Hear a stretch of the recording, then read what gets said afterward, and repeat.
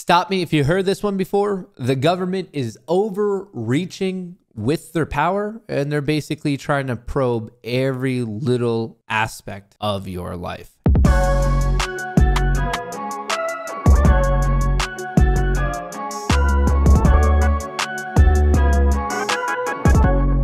Little-known surveillance program captures money transfers between U.S. and more than 20 countries. Law enforcement agencies across the U.S. have direct access to over 150 million transactions housed at an Arizona nonprofit. This is actually deeply concerning.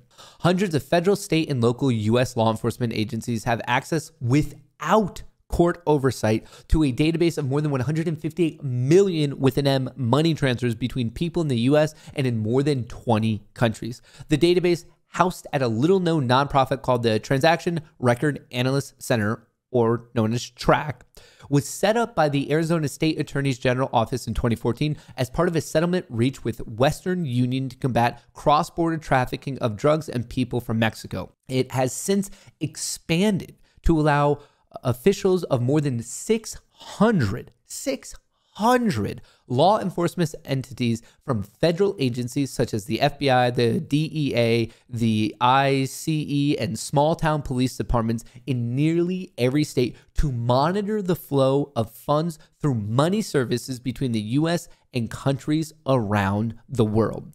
When you find out the minimum value that this kind of signals a flag and gives them access to, your jaw will hit the ground. It's a law enforcement investigative tool. We don't broadcast it to the world, but we don't run from it or hide from it either. This is a complete overreach. Courts have held that customers using money transmitter businesses do have the same expectations of privacy as traditional banking customers, do not. So basically, the guy who's trying to defend the practice because they're using it because they want to abuse their power is saying, no, money transmitter, you don't have the same privacy. You shouldn't expect privacy. TRAC allows the government to serve itself an all-you-can-eat buffet of Americans' personal financial data while bypassing the normal protections for Americans' privacy. Ordinary people's private financial records are being siphoned indiscriminately into a massive database with access given to virtually any cop who wants it. This program should never have been launched and it must be shut down. I wholeheartedly agree. To obtain materials such as bank records or emails, law enforcement typically needs to show